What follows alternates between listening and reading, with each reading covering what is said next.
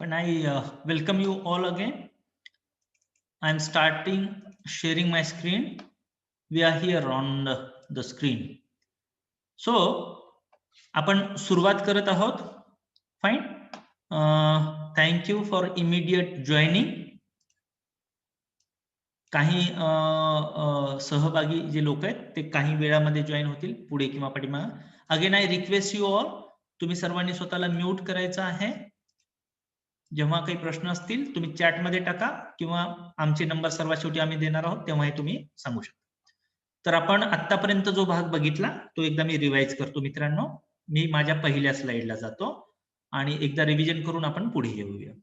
तर सगळ्यात आधी मी तुम्हाला जे आपले पॉप्युलर अपॉर्च्युनिटीज आहेत त्या तुम्हाला सांगितल्या, बरोबर आहे. ज्या तुम्हाला माहिती आहे त्या इथं तुमच्या समोर आल्या असतील, बरोबर. देन त्यानंतर आपण अपॉर्च्युनिटीज आफ्टर स्टडीज इन इकॉनॉमिक्सला सुरुवात केली. त्यातली पहिली संधी अपॉर्च्युनिटीज इन रिसर्च. त्याच्यामध्ये वेगवेगळ्या इन्स्टिट्यूशनची नावं तुम्हाला सांगण्यात आली, किती सॅलरी असते त्याचं नोटिफिकेशन तुम्हाला दाखवलं, कुठे कुठे या संधी असतात ते ठिकाणं तुम्हाला सांगितली, बरोबर आहे. त्यानंतर फेलोशिप्स कशी असते. सुमित नावाच्या विद्यार्थ्याने प्रश्न विचारला की हे परमनंट असतात का. तर हे जॉब्स तुमचा जो प्रोजेक्ट आहे त्याच्यावरती अवलंबून असतात. 1 वर्ष 2 वर्ष 3 वर्ष. परंतु तुम्ही एका प्रोजेक्टमध्ये काम केलं की या सर्व इन्स्टिट्यूशन्स मध्ये सातत्याने वेगवेगळे प्रोजेक्ट्स घेतलेले असतात. तुम्ही कंटिन्यू वेगवेगळ्या प्रोजेक्ट्स मध्ये तुम्हाला काम करायची संधी मिळते. म्हणजे हे तुमच्या क्रेडिटवर आहे. तुम्ही जितके प्रोजेक्ट करत जाल तेवढं तुमचं नाव भारतभर वेगवेगळ्या इन्स्टिट्यूशन्स मध्ये पोहोचतं आणि नंतर कालांतरानंतर एक अशी परिस्थिती येते की तुम्हाला स्वतःहून तुमची मागणी वाढते. तुम्हाला बोलावलं जातं एका वेगवेगळ्या प्रोजेक्टवरती काम करण्यासाठी. That way it goes. Government जॉब्सच्या बाबतीत म्हणाल तर इथून पुढे कदाचित पूर्ण वेळ अशा पद्धतीच्या नोकऱ्या असण्याची संधी कमी आहे. इथून पुढे कॉन्ट्रॅक्ट्स 5 वर्षाचे, 3 वर्षाचे, 2 वर्षाचे, 1 वर्षाचे आणि तुमचा परफॉर्मन्स याच्या आधारावरती करिअरच्या संधी आणल्या. त्यानंतर आपण वेगवेगळ्या डिपार्टमेंट मधल्या संधी पाहिल्या. त्यामध्ये नाबार्ड, आरबीआय, ऍग्रीकल्चरचं जे डिपार्टमेंट आहे त्यामध्ये, शिवाय अर्थ व सांख्यिकी विभाग प्रत्येक जिल्ह्याला जे आहेत त्यातल्या संधीचं आपण कुठं आपल्याला रेफरन्स मिळवू शकतात ही माहिती आपण तुम्हाला दिली. त्यानंतर फिनान्शियल मार्केटमध्ये आपण केवळ बँक हे आपल्या डोक्यात असतं की बँकांमध्येच फक्त नोकरी आहे असं नसून अशा कोणकोणत्या इतर गोष्टी आहेत की जिथं आपल्याला संधी असू शकते हे सांगण्यासाठी फिनान्शियल मार्केटचं आपण क्लासिफिकेशन पाहत होतो. त्यामध्ये आपण मनी मार्केट पाहिलं. मनी मार्केटमध्ये bill market, call money market, treasury bill, commercial bill, बरोबर आहे, आणि बँक्स या सर्व गोष्टी आपण पाहिल्या. आणि नंतर आपण कॅपिटल मार्केटकडे शिफ्ट झालो आणि मग इथं आपण आपली पहिलं सेशन संपलं होतं. इथून पुढचा भाग आपल्याला बघायचा आहे. कॅपिटल मार्केटमध्ये स्टॉक मार्केटमध्ये फक्त शेअर्स नसतात मित्रांनो, बॉन्ड्स पण असतात, सिक्युरिटीज असतात, मेनी थिंग्स. तर या सर्व गोष्टी तुमच्या सिलेबसमध्ये त्याचा समावेश असणं आवश्यक आहे जर आपण इकॉनॉमिक्सचे विद्यार्थी असू तर. तर सिलेबस अजूनही बऱ्याच ठिकाणी आपण कन्व्हेन्शनल पद्धतीने घेऊन जातो, परंतु आम्ही आमच्या पातळीवरती आपल्या विद्यापीठ उपकेंद्रामध्ये जिथं आपण एम ए इकॉनॉमिक्स शिकवतो त्या ठिकाणी या सर्व गोष्टींचा समावेश आपण आपल्या सिलेबसमध्ये केलेला आहे. आपण या सर्व गोष्टीचं एक्सपोजर विद्यार्थ्यांना देतो. विद्यार्थ्यांना एकदा या काय आहेत गोष्टी या समजल्या की याच्यातल्या संधी हुडकायला सोपं जातं आणि त्यांना निश्चितपणे संधी मिळतात देखील. नाव I'll now shift to the okay. Now I'll shift to further slide. Banking sector. Banking मध्ये commercial bank, cooperative development banks. Development bank मध्ये आपण हे सांगितलं की बँकिंग सेक्टर किती मोठे बघा. आपल्याला बँक्स म्हणलं की फक्त एसबीआय किंवा बँक अशा छोट्या ज्या आपल्या आजूबाजूला बँक दिसतात तिथंच संधी आहेत की काय असं वाटतं. ऍक्च्युली तुम्हाला संधी लार्ज स्केल इंडस्ट्रीसाठीच्या ज्या या बँक आहेत, आयडीबीआय, आयएफसीआय, आयसीआयसीआय, त्यामध्ये संधी आहे. त्याशिवाय तुम्हाला स्मॉल स्केल इंडस्ट्रीज साठीची जी बँक आहे एसआयडीबीआय त्याच्यामध्ये संधी आहे. शिवाय एसएफसी मध्ये संधी आहे. एक्झिम बँक ह्याच्यामध्ये तर खूप जास्त संधी आहे, बरोबर आहे. परंतु एक्झिम बँक म्हणजे काय हे तुम्हाला माहित पाहिजे. त्याचे फंक्शन्स काय, कार्य काय ते माहिती पाहिजे. शिवाय ऍग्रीकल्चर डेव्हलपमेंट बँक की ज्याची अपेक्स बँक आहे नाबार्ड, त्याच्यामध्येही तुम्हाला वेगवेगळ्या संधी आहेत. तुम्ही नाबार्डच्या जर वेबसाईटवर गेलात दरवर्षी वेगवेगळ्या पोझिशन्स निघतात. या सर्व बँकांमध्ये अनालिस्ट म्हणा किंवा रिसर्चर म्हणून सुद्धा संधी खूप आहेत. नाबार्ड ही स्वतः काही प्रोजेक्ट देते बरं मित्रांनो वेगवेगळ्या इन्स्टिट्यूशनला, ते आपण वरती बघितलं ना, आणि त्या प्रोजेक्ट्स मध्ये तुम्हाला रिसर्च असोसिएट म्हणून सुद्धा संधी मिळू शकते. नाव कोऑपरेटिव्ह जे क्रेडिट इन्स्टिट्यूशन्स आहेत त्यामध्ये रुरल कोऑपरेटिव्ह मध्ये शॉर्ट टर्म साठी जे इन्शुरन्स शॉर्ट टर्म मध्ये साठी जे काही कोऑपरेटिव्ह इन्स्टिट्यूशन्स आहेत त्यामध्ये SCB आहे, CCB सेंट्रल बँक ज्या आहेत ना आपल्या जिल्हा मध्यवर्ती बँका असं आपण त्याला म्हणतो, त्या प्रायमरी ऍग्रिकल्चरल क्रेडिट सोसायटीज आहेत, बरोबर आहे. या सुद्धा बँकांमध्ये तुम्हाला संधी असतात. शिवाय लॉंग टर्म साठी लँड डेव्हलपमेंट बँक आणि primary cooperative agriculture rural development bank यामध्ये सुद्धा तुम्हाला संधी असते. शिवाय हे झालं रुरल इन्स्टिट्यूशन्स. अर्बन वेगवेगळ्या इन्स्टिट्यूशन्स आहेत, क्रेडिट इन्स्टिट्यूशन्स आहेत, त्यामध्ये सुद्धा संधी आहे. मुद्दा इथं हा आहे की तुम्हाला हे सर्व स्ट्रक्चर माहिती असलं पाहिजे. प्रत्येक बँकेचं फंक्शन काय आहे, त्यांच्या रिक्वायरमेंट्स काय आहेत आणि या प्रत्येक बँकेच्या रिक्वायरमेंट नुसार कोणकोणत्या जॉबच्या संधी उपलब्ध आहेत हे माहिती असण्यासाठी मुळात तुम्हाला या सर्वांचा अभ्यास पाहिजे. आपण विद्यापीठ उपकेंद्रामध्ये जिथं MA इकॉनॉमिक्स आपण शिकवतो तिथं या सर्व गोष्टींचा समावेश आपण आपल्या अभ्यासक्रमात केलेला आहे आणि आपली मनीषा ही आहे, आपली धारणा ही आहे की जे अर्थशास्त्राचा अभ्यास करणारे विद्यार्थी आहेत त्यांना खऱ्या अर्थानं अर्थशास्त्राशी जी निगडीत या सर्व गोष्टी आहेत त्यांचा बेस हा पूर्ण पक्का असला पाहिजे. ज्यांना याच्यातल्या संधी पाहायच्या आहेत, या प्रत्येकाच्या वेबसाईट्स वरती तुम्ही जाऊ शकता, वेगवेगळ्या बँकांच्या वेबसाईटवर जाऊ शकता, एम्प्लॉयमेंट न्यूज मध्ये जाऊ शकता. वेळोवेळी त्याच्यामध्ये बऱ्याचशा संधी तुम्हाला दिसून येतील. अशामध्ये जर पाहिलं मागच्या 5-10 वर्षामध्ये बघा, SBI किंवा इतर नॅशनलाइज बँकांपेक्षा ICICI, IDBI किंवा इतर ज्या प्रायव्हेट बँक्स पण आहेत, ज्या HDFC वगैरे, ज्यांचे ऑब्जेक्टिव्ह डिफरंट आहेत, त्यांच्या ब्रांचेस खूप मोठ्या प्रमाणात वाढल्या. त्यांना लोक मिळत नाहीयेत. त्यांची रिक्वायरमेंट काय आहे, ती रिक्वायरमेंट जाणून त्या दिशेने जर तुम्ही अभ्यास केला तर निश्चितपणे मला वाटतं की तुम्हाला संधी फार मोठ्या प्रमाणात मिळू शकतात. Now this is again a very interesting non banking financial institution. बरोबर आहे. ऑपॉर्च्युनिटीज काय म्हटलं की हे तुमच्या डोक्यात पक्क यायला पाहिजे. जर तुम्ही इकॉनॉमिक्सचे विद्यार्थी आहात तर या नॉन बँकिंग फायनान्शियल इन्स्टिट्यूशन मध्ये पण जॉब आहेत. For example LIC is one of the non banking institution. आता काही जणांना वाटेल LIC म्हणजे सर तुम्ही काय ते पॉलिसी आपण विकायची का किंवा काय, ते नाही रे. तो जॉब दॅट इज डिफरंट. तुम्ही इकॉनॉमिक्सचा अभ्यास करताय म्हटल्यानंतर एक अनालिस्ट म्हणून किंवा इकॉनॉमिक्स पॉइंट ऑफ व्ह्यू त्याच्यामध्ये एक वेगवेगळे जॉब्स आहेत, बरोबर आहे. त्याचा शोध तुम्हाला घ्यावा लागतो. ठीक आहे. प्रत्येक एका सेक्टर वरती स्वतंत्र 2-2 तासाचे सेशन होऊ शकतात. LIC मध्ये सुद्धा तुम्हाला वेगळ्या प्रकारचे जॉब आहेत. जनरल इन्शुरन्स कंपनी आहे, त्यामध्ये पण जॉब्स आहेत.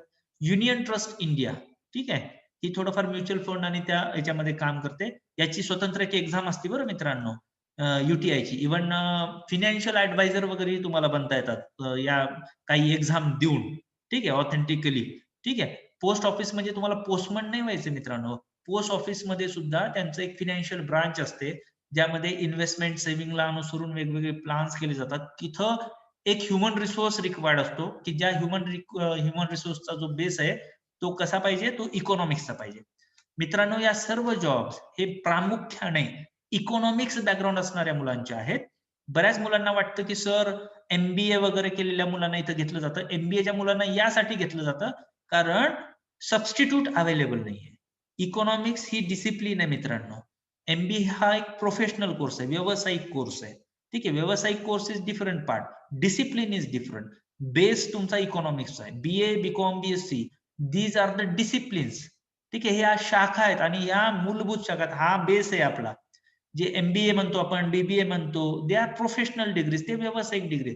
तुमचा बेस पक्का पाहिजे, त्याशिवाय तुमच्या त्या गोष्टी ऍडिशनल असतील तर संधी. पण फक्त MBA no, absolutely not. Instead I would say ज्यांचं प्युअर इकॉनॉमिक्स मधलं बॅकग्राऊंड आहे त्यांना निश्चितपणे या सर्व ठिकाणी तुम्हाला संधी आहे.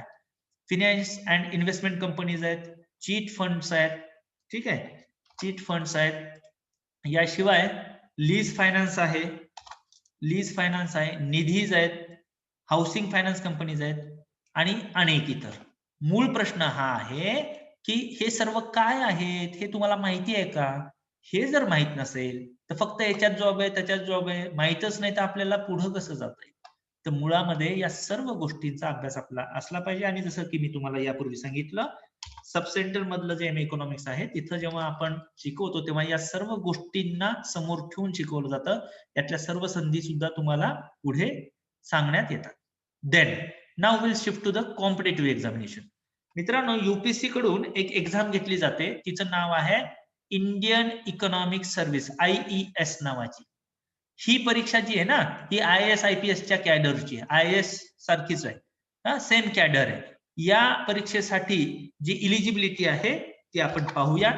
IAS नावाची जी परीक्षा आहे तिच्यासाठी तुमची इलिजिबिलिटी क्रायटेरिया काय आहे तो आता आपण इथे बघूया. Just okay. Union public service commission, तुम्ही डेट पाहू शकता मित्रांनो, 11/8 म्हणजे याच वर्षातल्या 8व्या महिन्यातली ही आहे. आणि याच्यामध्ये तुमची जी इलिजिबिलिटी कंडिशन आहे that we are going to see. So जागा बघा किती आहेत रे मित्रांनो, एकूण 15 जागा दरवर्षी निघतात बरं, जवळपास 10च्या आसपास या दरवर्षी जागा असतात. 15 जागा सध्या निघाल्या होत्या इंडियन इकॉनॉमिक असोसिएशन साठीच्या. आणि यासाठीची जी इलिजिबिलिटी क्रायटेरिया आहे, what is the criteria? The criteria is here on the 5th page. Fine. Now minimum educational qualification, तुम्हाला सर्वांना दिसत असेल इथे मिनिमम एज्युकेशनल क्वालिफिकेशन. इथे बघा तुम्हाला काय पाहिजे, पोस्ट ग्रॅज्युएट डिग्री पाहिजे. कशामधली पाहिजे? Economics, applied economics, business economics किंवा इकॉनॉमेट्रिक्स. ठीक आहे. IES नावाची परीक्षा केवळ आणि केवळ ज्यांचं MA मध्ये इकॉनॉमिक्स आहे त्यांच्यासाठी आहे. एकूण 15 जागा आहेत. तुम्ही साधा विचार करा, MA हा कोर्स महाराष्ट्रात किती ठिकाणी चालवला जात असेल? मोजून 15 ते 20 ठिकाणी शिकवला जातो. त्यामध्ये सिरियसली अभ्यास करणारे किती मुलं आहेत? बरोबर आहे, खरोखरच सिरियसली अभ्यास करणारे. जर तुम्ही गंभीरतेने अभ्यास केला त्याच्या सिलेबसचा, दरवर्षी 15 जागा आहेत, दरवर्षी भरल्या जात नाहीत, बऱ्याचदा त्या एम्प्टी राहतात. ठीक आहे. त्यामुळे याही दिशेनं तुम्हाला विचार करायला हरकत नाही असं आमचं मत आहे. ही पण एक संधी तुम्हाला आहे. याशिवाय टीचिंग प्रोफेशन मध्ये तुम्हाला सर्वांना माहिती आहे मित्रांनो, सेटनेट किंवा PhD असेल तर तुम्हाला प्राध्यापक म्हणून रुजू होता येऊ शकतं. याच्या लिंक दिलेल्या आहेत. दरवर्षी 2 परीक्षा किमान घ्याव्या असं अपेक्षित आहे. मी या गोष्टीवर जास्त बोलणार नाही. मला जे सांगायचंय ते मी पुढच्या स्लाइड मध्ये सांगतोय. जर तुम्ही क्वालिफाईड असाल तर प्राध्यापक म्हणून कुठे कुठे संधी आहे, कुठे कुठे आपल्याला जाता येऊ शकतं. सगळ्यात पहिला जो मुद्दा आहे, बऱ्याच लोकांना वाटतं की मी सेटनेट झालो तर मी फक्त कॉलेजला जॉईन होऊ शकतो. असं नाहीये. नॅशनल रिसर्च इन्स्टिट्यूट, ज्या राष्ट्रीय संस्था मी सांगितल्या ना संशोधन करणाऱ्या, तिथं तुम्हाला जॉईन होता येऊ शकतं. तुम्ही म्हणाल तिथं काय काम असतं? तिथं रिसर्चचं काम असतं. मग एक सॅम्पल म्हणून मी तुम्हाला इथं एक ऍडव्हर्टाइजमेंट दाखवतो, ती जी अशातच आली. हे पहा, this is job opportunity for, no this is here it is. Fine. इथे बघा ही संस्था बघा कोणती आहे रे? Research and information system for developing countries. ठीक आहे. इंडिया लेवलला professor, associate professor, assistant professor जागा आहेत. टीचिंगचं काम नाहीये तिथं, रिसर्चचं काम आहे. ठीक आहे. म्हणजे तुम्ही फक्त सेटनेट झालात म्हणजे फक्त टीचिंग करायचं, not expected. There are many institutions where you can go with the research. तुम्ही रिसर्चला सोबत घेऊन जाऊ शकता. Now again will shift to our slide. याच्यामध्ये बघा नॅशनल रिसर्च इन्स्टिट्यूट, जे ट्रेनिंग इन्स्टिट्यूट आहेत IAS IPS लोकांचे, MPSC UPSC क्वालिफाय झालेल्या मुलांना ट्रेनिंग ज्या संस्थेत दिलं जातं तिथंही तुम्ही शिकवू शकता. NDA नॅशनल डिफेन्स अकॅडमी माहिती आहे सर्वांना, बरोबर. आर्मी एअरफोर्सचे तिथं अधिकारी लोक होतात. त्यांना फक्त आर्मीचं ट्रेनिंग नाही दिलं जात, त्यांना ग्रॅज्युएट केलं जातं मित्रांनो 12वीच्या नंतर. सायन्स स्ट्रीमचे मुलं सहसा जातात. आर्ट्स, कॉमर्स, सायन्स तिन्ही डिग्री त्यांना ऑफर केल्या जातात. ज्यांना ज्याच्यात इंटरेस्ट आहे ते ती ब्रांच ओपन करतात, त्या ब्रांचला ते ऍडमिशन घेतात. तिथं इकॉनॉमिक्स साठी जागा असतात. ठीक आहे. फक्त त्यांच्या रिक्वायरमेंट नुसार ते निघतं. याची ऍडव्हर्टाइजमेंट MPSC UPSC सारखी निघते 4-5 वर्षात काही वेळेला. देन सेंट्रल युनिव्हर्सिटी, इथं वरती जो फोटो तो जवाहरलाल नेहरू युनिव्हर्सिटी न्यू दिल्लीचा आहे, JNUचा. खालचा आपल्या विद्यापीठाचा आहे. सेंट्रल युनिव्हर्सिटी म्हणजे केंद्रीय जे विद्यापीठ आहेत ना, केंद्रीय विद्यापीठ, तिथं आहे तुम्हाला संधी. स्टेट युनिव्हर्सिटी मध्ये आहे मित्रांनो संधी. याशिवाय डीम्ड युनिव्हर्सिटी, सिम्बॉयसिस सारखं युनिव्हर्सिटी त्याच्यामध्ये संधी आहे. आणि याशिवाय आणखीन तुम्हाला कशामध्ये संधी आहे? मग हे सर्व झाल्यानंतर मग इथं कॉलेजेस येतात. कॉलेजमध्ये सुद्धा मित्रांनो आर्ट्स कॉलेजमध्येच फक्त संधी आहे असं नाही. कॉमर्स कॉलेजमध्ये इकॉनॉमिक्स साठी स्वतंत्र पोस्ट निघते फुल टाइम साठी. लॉ कॉलेजमध्ये सुद्धा इकॉनॉमिक्स शिकवायला लोक लागतात, लॉला सुद्धा. बरोबर आहे. BBA BBM चे कॉलेजेस हे मोठ्या शहरांमध्ये आहेत, आपल्या इथे नाही आहेत अजून तरी, पुढे येऊन निघतील. मॅनेजमेंट कॉलेजेसमध्ये पण इकॉनॉमिक्सची लोकांची गरज असते प्राध्यापक म्हणून. इंजिनिअरिंग कॉलेजला सुद्धा फुल टाइमच्या पोस्ट निघतात, 16चा वर्कलोड. तर फक्त आणि फक्त आपल्या डोक्यात हे असतं की सेटनेट झालो म्हणजे मी फक्त आर्ट्स कॉलेजला कुठेतरी BA किंवा MA फक्त मला संधी आहे, असं नाही. तुम्ही जर सेटनेट क्वालिफाय असाल तर या सर्व ठिकाणी तुम्हाला जाता येईल. पण यासाठी तुम्हाला या सर्वांच्या वेबसाईटवर लक्ष ठेवणे, स्त्रोत बघणे, न्यूजपेपरमध्ये बघणे वगैरे. मला सांगायला आनंद होईल की आपलं हे जे सेंटर आहे MA इकॉनॉमिक्स सब सेंटरला दरवर्षी 1-2 मुलं आपले सेटनेट क्वालिफाय होतात, वेगवेगळ्या ठिकाणी जॉबला जातात. अशातच इथं हा मुद्दा म्हणून मी फोटो टाकला. पुण्यातलं इंदिरा इन्स्टिट्यूट आहे. तिथं अशातच आमचा एक विद्यार्थी प्राध्यापक म्हणून जॉइन झालाय. ठीक आहे. शिवाय आपल्या लातूर मधलेच काय तर इतर ठिकाणी पण जे काही चांगले इन्स्टिट्यूट्स आहेत त्या ठिकाणी आपल्या इथून शिकलेले विद्यार्थी प्राध्यापक म्हणून रुजू झालेले आहेत. So it was all about the eligible candidate. आता समजा सेट नेट पासच नाही झालो, जर मी सेट नेट पास नाहीये, PhD पण नाही, तरी सुद्धा मला टीचिंग मध्ये जाता येऊ शकतं का? उत्तर आहे absolutely yes. How can we go? तर याच्यामध्ये तुम्हाला संधी कुठे कुठे तर मित्रांनो, जे डीम्ड युनिव्हर्सिटीज आहेत त्या ठिकाणी तुम्हाला जाता येऊ शकतं. प्रायव्हेट मॅनेजमेंट इन्स्टिट्यूशन्स आहेत, BBA, BBM कॉलेजेस, लॉ कॉलेजला CHB. आता CHB ही जी टर्मिनॉलॉजी ना मित्रांनो, CHB म्हणून आपण जाण्यापेक्षा मोठ्या शहरामध्ये असेल, जर तुमची गुणवत्ता असेल, तुम्हाला गेस्ट लेक्चर म्हणून बोलवलं जातं. एका महिन्यामध्ये 15 लेक्चर्स दिले जातात तुम्हाला. सिलेबस कव्हर करून घेतला जातो. असं तुम्हाला 3 ते 4 वेगवेगळे कॉलेजेस तुम्हाला अटॅच करता येतात. तिथं जाऊन तुम्हाला परफॉर्मन्स छान देता येऊ शकतो. सिलेबस कव्हर करणे, अप टू मार्क करणे आणि मग तुम्हाला स्मार्ट सॅलरी पण मिळू शकते. कारण खाजगी जे कॉलेजेस आहेत, त्या बऱ्याच ठिकाणी त्यांना UGCचे नियम शिथिल करून वापरता येऊ शकतात. सो प्रायव्हेट कॉलेजेसमध्ये सुद्धा इन्कम तुम्हाला करता येऊ शकतं, पण निश्चितच ज्या ठिकाणी अशी कॉलेजेस आहेत अशा ठिकाणी. याशिवाय तुम्ही मोठ्या शहरांमध्ये जे फॉरेन स्टुडंट्स आहेत त्यांच्यासाठी क्लासेस सुरू करू शकता. मी अशा अनेक जणांना जाणतो की ज्यांनी पुणे, मुंबई, बंगलोर, हैदराबाद अशा ठिकाणी फॉरेन जे मुलं ऍडमिशन घेतात वेगवेगळ्या कोर्सेसला, तिथे इकॉनॉमिक्स हा विषय त्यांना शिकवतात ते. कारण कॉलेजमध्ये तितका व्यवस्थित शिकवला जात नाही. आणि ट्युशन्स मधून कशा पद्धतीने करिअर होऊ शकतं, हे लातूर नगरीतल्या लोकांना सांगण्याची खरंच आवश्यकता मला तरी वाटत नाही. याशिवाय IAS, IPS ची जी ट्रेनिंग देणारे इन्स्टिट्यूशन, अगदी चाणक्य मंडल वगैरे जे आहे पुण्याचं किंवा लातूरमध्ये बऱ्याचशा अशा वेगवेगळ्या संस्था आहेत. तिथंही जर तुम्ही तुमचा परफॉर्मन्स दिला, तिथेही तुम्हाला करिअरची संधी आहे. फक्त अभ्यास तुमचा छान पाहिजे. तुम्हाला ते त्या पद्धतीनं शिकवता यायला हवं. तुम्हाला इन डेप्थ नॉलेज पाहिजे तुमच्या विषयातलं. याशिवाय जे फॉरेन युनिव्हर्सिटीज आहेत, दुबई, ओमान, थायलंड, चायना, अशा ठिकाणी सुद्धा भरपूर साऱ्या संधी आहेत. मी ज्या लोकांसोबत पूर्वी काम केलं वेगवेगळ्या ठिकाणी, तर जवळपास एक 10 ते 12 लोकांना मी असं ओळखतो की जे या वेगवेगळ्या देशांमध्ये प्राध्यापक म्हणून गेलेले आहेत. ते आपल्यासारख्या ग्रामीण भागातल्या परिसरातूनच शिकत पुढे गेले, काही ठिकाणी नोकरी केली आणि नंतर फॉरेनमध्ये त्यांना संधी मिळाली. मग ते फॉरेनमध्ये जाऊन ते वेगवेगळे विषय शिकवतात. सो ज्यांचं क्वालिफिकेशन होत नाही त्यांना टीचिंग मध्ये जर इंटरेस्ट असेल तर अशा वेगवेगळ्या ठिकाणी सुद्धा तुम्हाला जाता येऊ शकतं. याशिवाय आणखीन एक वेगळा अँगल आहे, MA इकॉनॉमिक्स जर असेल तर आणखीन काय करिअर संधी आहेत मित्रांनो. MA इकॉनॉमिक्सच्या कॉम्बिनेशनला जर तुम्ही जर्नलिझम कोर्स केला, पत्रकारिता, तर ET नाऊ नावाचं एक चॅनल चालतं. शिवाय CNBC म्हणून चॅनल आहेत की ज्याच्यावर फक्त आणि फक्त मार्केट न्यूज असतात. स्टॉक मार्केट असेल, बॉन्ड असतील, सिक्युरिटीज असतील, अशा याच्यावरती तुम्ही जर्नलिझम करून त्या मीडियामध्ये तुम्हाला चांगल्या करिअरच्या संधी निश्चितच आहेत. शिवाय बिझनेस टुडे प्रिंट मीडिया पण आहे, वेगवेगळे जर्नल्स आहेत. द इकॉनॉमिस्ट नावाचं पण एक मॅगझिन निघतं. वेगवेगळ्या मॅगझिन्स मध्ये, वेगवेगळ्या TV चॅनल्स वरती आपल्याला करिअरच्या संधी आहेत. इथल्या करिअरच्या संधी कशा आहेत? इथं बातम्या कशाच्या द्यायच्यात?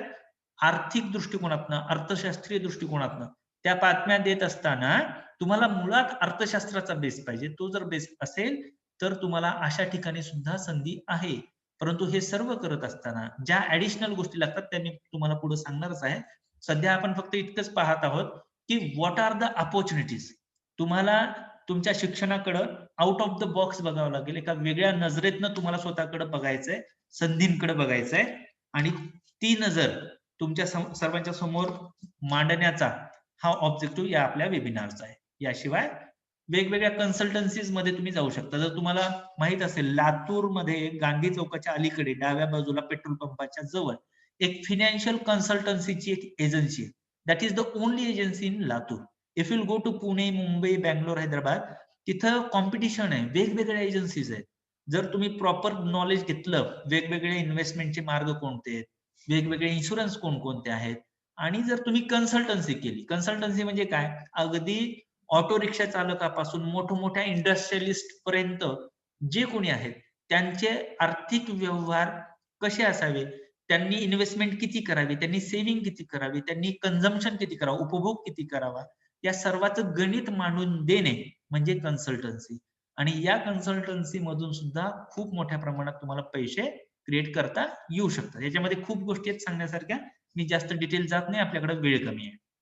अदर अपॉर्च्युनिटीज, एक नॉलेज प्रोसेस आउटसोर्सिंग म्हणून एक नवीन भाग डेव्हलप होत आहे.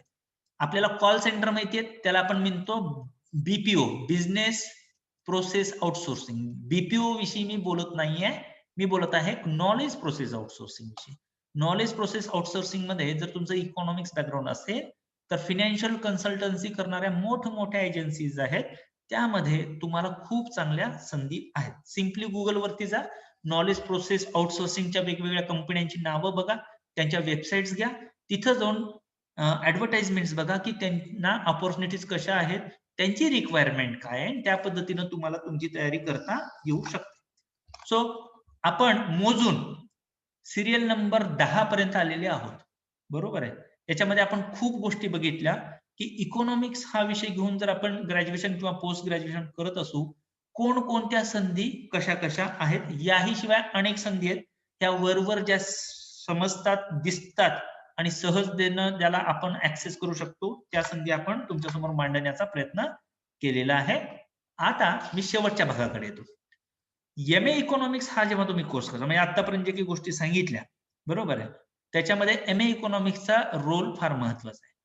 आपण एक असं अजम्पशन पकडू की एम ए इकॉनॉमिक्स हा तुमचा बेस कोर्स आहे आणि हा तुम्ही कोर्स करणारच आहात. हा केल्यानंतर याच्या कॉम्बिनेशन मध्ये कोणते कोर्सेस फायद्याचे असू शकतात. इथे एक सांगू इच्छितो मित्रांनो, एम ए पर्यंत आलात किंवा ग्रॅज्युएशन संपलं, आता फक्त 2 वर्ष एम ए करायचं आणि झालं नोकरी, कृपया हे डोक्यामध्ये ठेवू नका. एम ए केलं म्हणजे संपलं असं नव्हे. तुम्हाला एम ए म्हणजे सुरुवात आहे आता तुमच्या शिक्षणाची. पूर्वी एक काळ होता तुमच्या आई वडिलांचा, चुलत्यांचा, फक्त ग्रॅज्युएशन पर्यंत जरी शिकलं तरी नोकरी मिळत होती. त्यापूर्वी तुमच्या आजोबांचा एक काळ होता, 12वी शिकली तरी नोकरी मिळत होती. पणजोबाचा काळ होता, 7वी 8वी शिकली तरी नोकरी मिळत होती. आज आपण अशा काळामध्ये आहोत, तुम्ही शिकाल तेवढं कमी आहे. फक्त एम ए इकॉनॉमिक्स करून चालणार नाहीये. एम ए इकॉनॉमिक्स सोबत कॉम्बिनेशन मध्ये तुम्हाला इतर कोर्सेस करावे लागतील. डिस्टन्स मध्ये करा, रेग्युलर करा, काही विषय नाही. कोणकोणते? M A economics journalism is a good combination. M A economics किंवा फॉरेन ट्रेडचा पोस्ट ग्रॅज्युएट डिप्लोमा करा, ते पण चांगलं कॉम्बिनेशन आहे. किंवा रुरल बँकिंग, कारण बँकिंग सेक्टर खूप वाढायला आहे आता ग्रामीण भागात प्रामुख्याने. जर तुम्ही हे कॉम्बिनेशन केलं, तेही खूप चांगलं ऑप्शन आहे. इकॉनॉमिक्स प्लस एमबीए करा, that is also good combination.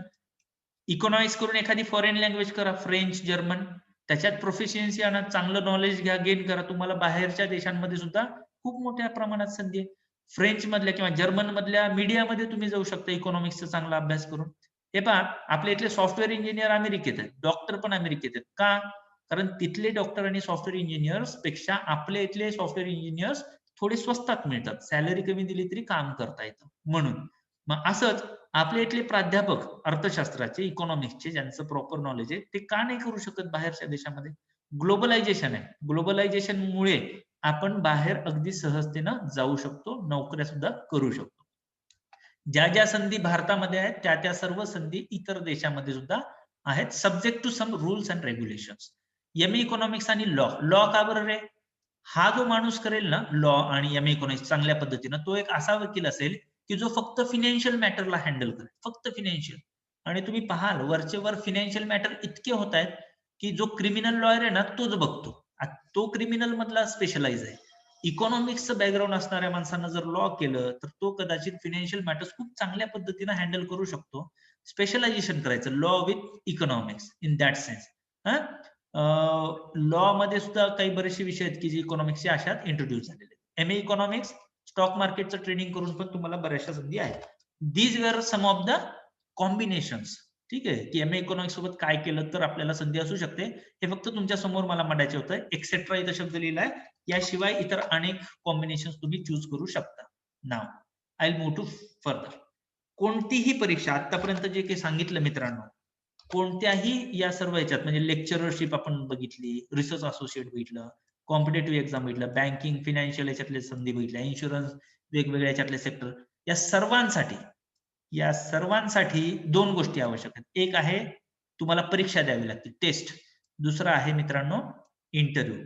आणि या दोघांमध्ये तुमचं क्वालिफिकेशन ग्रॅज्युएशन असेल, पीजी असेल ते तर पाहिजे, पण याशिवाय दुसरं काय पाहिजे अजून? बरोबर, नेमकं काय पाहिजे हे कुणीही करेल, याची तयारी हे दिसतं, दृश्य स्वरूपात आहे. याशिवाय इतर कोणत्या अशा गोष्टी आहेत की ज्यांची गरज असते, त्या गोष्टी मी इथे उजव्या बाजूला दाखवल्या आहेत. काय काय आवश्यक आहे रे आपल्याला शिकवत असताना? तुमची क्लॅरिटी पाहिजे. कशातली? तुमच्या अभ्यासातली, इकॉनॉमिक्स. दुसरं, तुमचं नॉलेज कसं पाहिजे? अपग्रेडेड पाहिजे. करंट नॉलेज सगळं तुम्हाला पाहिजे. शिवाय इंग्रजीचं ज्ञान तुम्हाला पाहिजे, सर्वसाधारण. इंग्रजी छान पाहिजे म्हणजे फार अप्रतिम बोलावं असं काही नाहीये. कम्युनिकेटिव्ह, तुम्हाला बोलता यावं, समोरचं काय बोलतोय आपल्याला कळावं, आणि थोडीशी त्याच्यामध्ये सॉफ्टनेस म्हणजे प्रोफिशियन्सी असावी, छान असावी. बरोबर. कॉम्प्युटर लिटरसी, MS एक्सेल वगैरे तुम्हाला अगदी आरामात वापरता यायला पाहिजे. तुमच्याकडे लिखाण कौशल्य पाहिजे, प्रेझेंटेशन स्किल पाहिजे. शिवाय डेटा हँडलिंग कशा थ्रू? SPSS, डेटा, EView हे वेगवेगळे सॉफ्टवेअर आहेत. अर्थशास्त्राच्या मुलांशी संबंधित सॉफ्टवेअर आहेत. अवघड नाहीयेत, फक्त आपल्याला माहित नाही म्हणून आपण घाबरतो. या सर्व गोष्टी तुमच्या अंगामध्ये असले पाहिजे, अंगीभूत असले पाहिजे.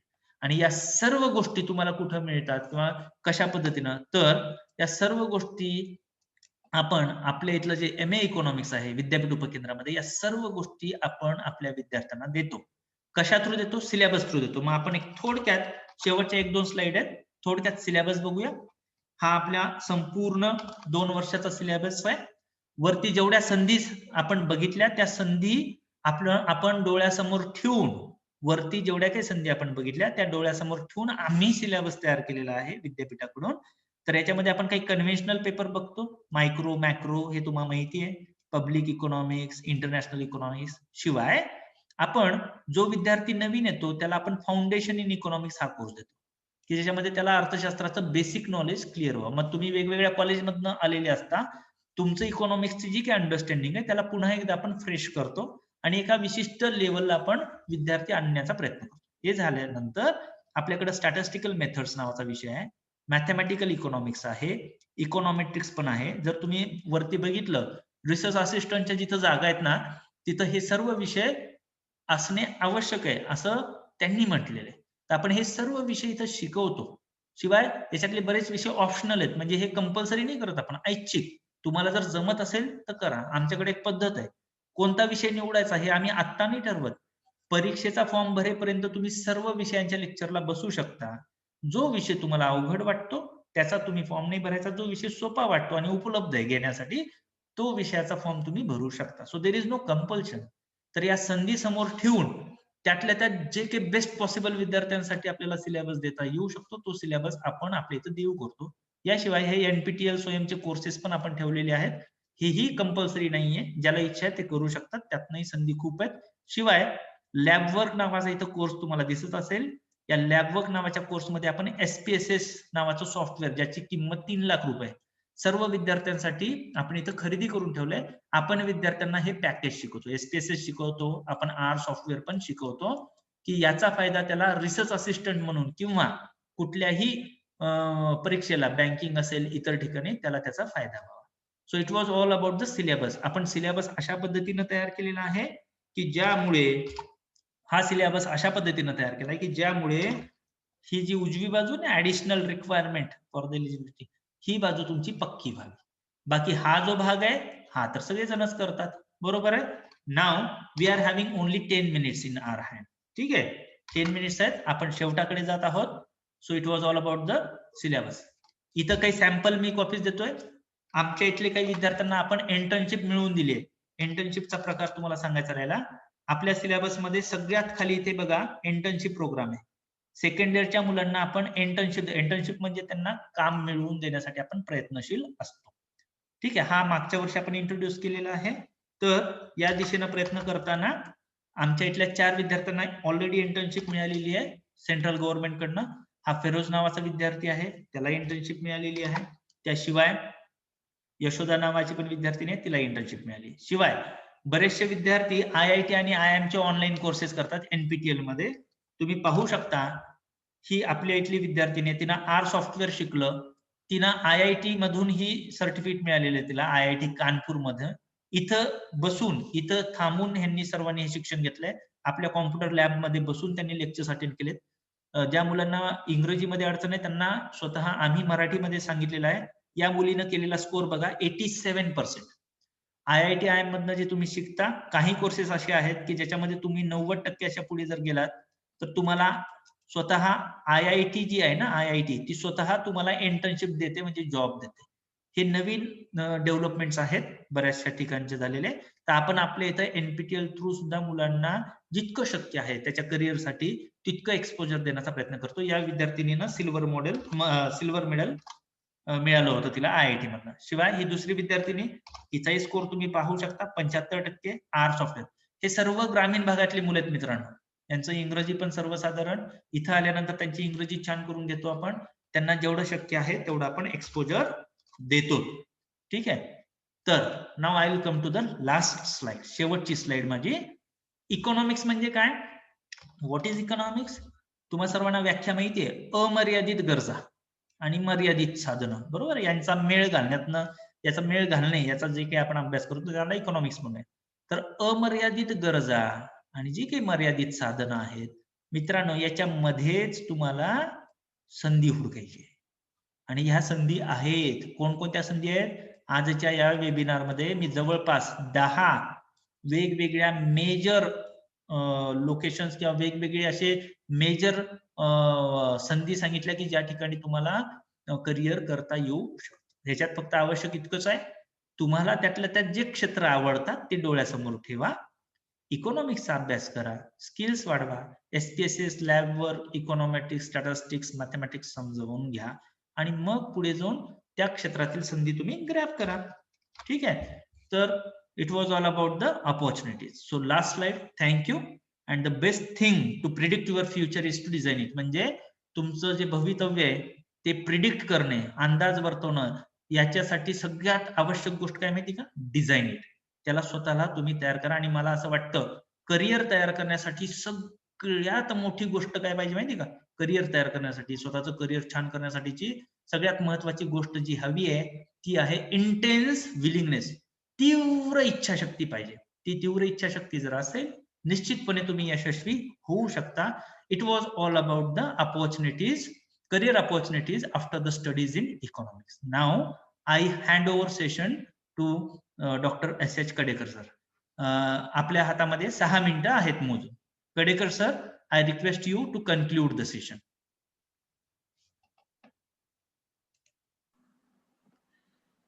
Okay sir, thank you. तर विद्यार्थी मित्रांनो, कोंडेकर सरांनी आत्ताच आपल्याला अतिशय चांगल्या पद्धतीने इकॉनॉमिक्स विषयातील स्टडीज नंतर कुठल्या करिअरच्या विविध संधी आहेत याचं सविस्तर मार्गदर्शन आपल्याला केलेलं आहे. आपल्यापैकी काही विद्यार्थी जे आहेत ते आता PG करणारे विद्यार्थी आहेत, ते आमच्या संपर्कातील विद्यार्थी आहेत, आमचेच विद्यार्थी आहेत. परंतु बरेचसे विद्यार्थी जे आहेत ते ग्रॅज्युएट झालेले आणि बाहेरचे विद्यार्थी आहेत. त्या विद्यार्थ्यांना मला विशेष हे सांगायचं आहे की आमच्याकडे जो MA इकॉनॉमिक्स कोर्स चालतो, त्या कोर्ससाठी जे मुलं येतात आणि ज्यांना प्रामाणिकपणे शिकण्याची इच्छा असते, ती मुलं सगळेच्या सगळे ज्यानं चांगलं केलेलं आहे ते सगळेच्या सगळे मुलं प्लेस होतात, जॉबमध्ये लागतात. आणि अगदी मुंबई पुण्याला ज्या पद्धतीने कोर्सेस चालतात त्या धर्तीवरचं नॉलेज आपण आपल्या विद्यार्थ्यांना लातूरमध्ये या ठिकाणी उपलब्ध करून देतो. आपल्या समोर जी स्लाइड आता दिसते, आता अलीकडे आपण कोरोना पॅन्डेमिक मधून जात आहोत, तर अशा परिस्थितीमध्ये सुद्धा आपण आपलं ऑनलाईन टीचिंग चालू ठेवलेलं आहे. नवीन नवीन तंत्रज्ञानाचा वापर करून आपण विद्यार्थ्यांपर्यंत पोहोचलेले आहोत. ऑनलाईन पद्धतीने सध्या टीचिंग चालू आहे. पुढे चालून ऑफलाईनही सुरू होईल लवकर अशी अपेक्षा आहे. त्याचबरोबर आपण ई कंटेंट डेव्हलप केलेला आहे. आपल्याकडे व्हिडिओच्या फॉर्ममध्ये सुद्धा सगळं अभ्यासाचं मटेरियल जवळजवळ तयार होत आहे.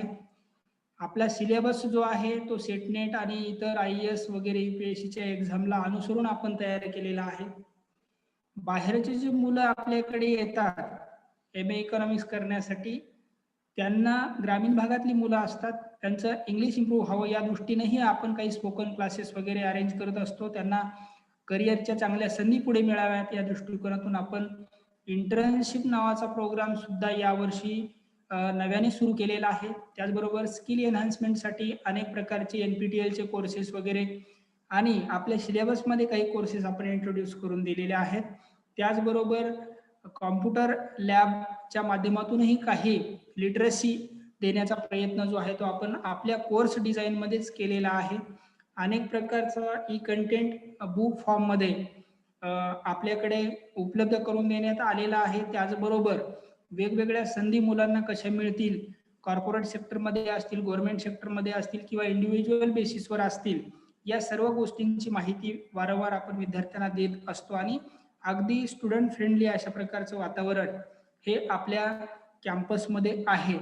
तर जे बाहेरची मुलं आहेत त्यांना मला अशा प्रकारचं आव्हान करायचं आहे की आपण ग्रॅज्युएट जरी असाल तरी फ्युचरमध्ये तुम्हाला करिअर करायचं आहे, इकॉनॉमिक्स मधलं डेप्थ नॉलेज घ्यायचं आहे, वैशिष्ट्यपूर्ण ज्ञान तुम्हाला जर ग्रहण करायचं असेल तर आमच्याकडे एक चांगल्या प्रकारचा उत्तम दर्जाचा कोर्स आम्ही चालवतो. तर आपण नक्कीच या कोर्ससाठी ॲडमिशन घेऊ इच्छित असाल तर नक्कीच घ्या. कारण आमच्याकडे जे आहे फक्त 30च जागांची इनटेक आहे आणि यावर्षी आपण ऑलरेडीच ऑनलाईन रजिस्ट्रेशन मुलांकडून काही करून घेतलेलं आहे. 50च्या जवळपास रजिस्ट्रेशन आपले झालेले आहेत. जागा आपल्याकडे 30 आहे. तर या अनुषंगाने आपण गुणवत्तेच्या आधारे मुलांना ॲडमिशन देणार आहोत. गरज पडली तर आपण 30 पेक्षा जागा वाढवून घेणार आहोत. तर आपण जर रजिस्ट्रेशन केलेलं नसेल तर आपल्या समोर जी लिंक दिसत आहे स्लाइडवर, या लिंकवरती जाऊन आपण आपलं रजिस्ट्रेशन करू शकता आणि या कोर्ससाठी आपला प्रवेश जो आहे तो निश्चित करण्याच्या दृष्टिकोनातून प्रयत्न करू शकता. येत्या 18 तारखेला दिवाळीनंतर आपल्याकडे प्रवेश सुरू होणार आहेत. ज्यांना कोणाला प्रवेश घ्यायचा असेल तर तुम्ही 18 तारखेला कॅम्पसमध्ये येऊ शकता. सर्व तयारीनिशी तुम्ही येऊ शकता. डॉक्युमेंट वगैरे घेऊन तुमचा प्रवेश निश्चित तुम्ही करू शकता. फर्स्ट कम फर्स्ट सर्व बेसिसवर आपण येणाऱ्या मुलांना ॲडमिशन देणार आहोत. जागा 30 आहेत. त्यामुळे इच्छुक विद्यार्थी जे बाहेरचे विद्यार्थी या मीटिंगला अटेंड आहेत त्या विद्यार्थ्यांना मी या ठिकाणी आवाहन करतोय की आपण ॲडमिशनच्या दृष्टिकोनातून पॉझिटिव्ह राहा. इथे तुम्हाला चांगल्या सुविधा मिळतील, चांगलं ज्ञान मिळेल आणि तुमचं करिअर निश्चितच उज्ज्वल होईल अशी आम्ही तुम्हाला हमी देतो. धन्यवाद. आणि कोंडेकर सरांकडे मी सेशन हँडओव्हर करतो. ठीक आहे, धन्यवाद सर. मी पुन्हा एकदा सर्व विद्यार्थ्यांना विनंती करतो की आपल्याकडे आता 1 मिनिटापेक्षा कमी वेळ आहे. कुणाला काही शंका असेल करिअरच्या संदर्भात, अपॉर्च्युनिटीजच्या संदर्भात, इथं आपण नंबर दिलेले आहेत. सरांचा नंबर आहे, शिवाय माझा नंबर आहे. तुम्ही आम्हाला कधीही संपर्क करू शकता. प्रवेशासाठी सुद्धा तुम्ही संपर्क करू शकता. तुमचा प्रवेश जरी नसेल आणि तुम्हाला करिअरच्या संदर्भात जर काही मार्गदर्शन हवं असेल तरी सुद्धा तुम्ही आम्हाला संपर्क करू शकता. मी माननीय संचालकांच्या वतीने इथं हा आपला वेबिनार संपन्न झाला असं मी जाहीर करतो. ज्यांना कुणाला ऍडमिशन घ्यायचे आहेत त्याच्या लिंक्स बाकी गोष्टी आपण ऑलरेडी कम्युनिकेट केलेल्या आहेत. ज्यांच्याकडे त्या नसतील तुम्ही आम्हाला फोन करू शकता, आम्ही तुम्हाला ते पुरवूया. So thank you for your kind participation. सर्वजण उपस्थित राहिले त्याबद्दल आपल्या सर्वांचे आभार आणि आपण